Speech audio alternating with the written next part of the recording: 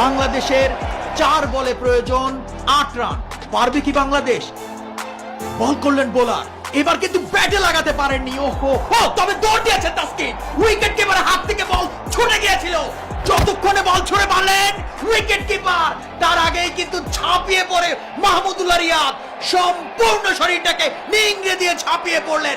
তিনি জানেন এ যুদ্ধে জেতাতে হবে বাংলাদেশকে, আমাদের বাংলাদেশকে।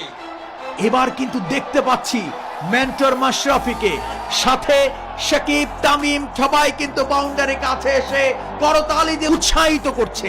তুমি পারবে, তুমি পারবে মাহমুদুল্লাহ, তোমার হাত ধরেই আসবে জয়, আমরাও বিশ্বাস করি। 3 বলে বাংলাদেশের প্রয়োজন 7টি রান। বোলার কিন্তু বল করলেন, মাহমুদুল্লাহ উড়িয়ে মেরেছেন, ফিল্ডার কিন্তু দৌড়ে এসে ধরে ফেললেন।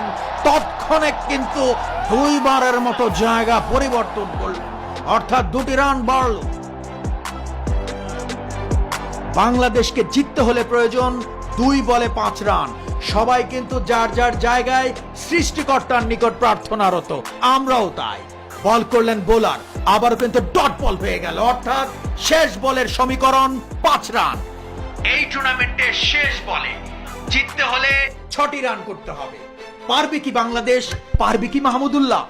শেষ বল, বল করছেন বোলার, কিন্তু না, ওয়াইড, অর্থাৎ 1 বলে 4 রান।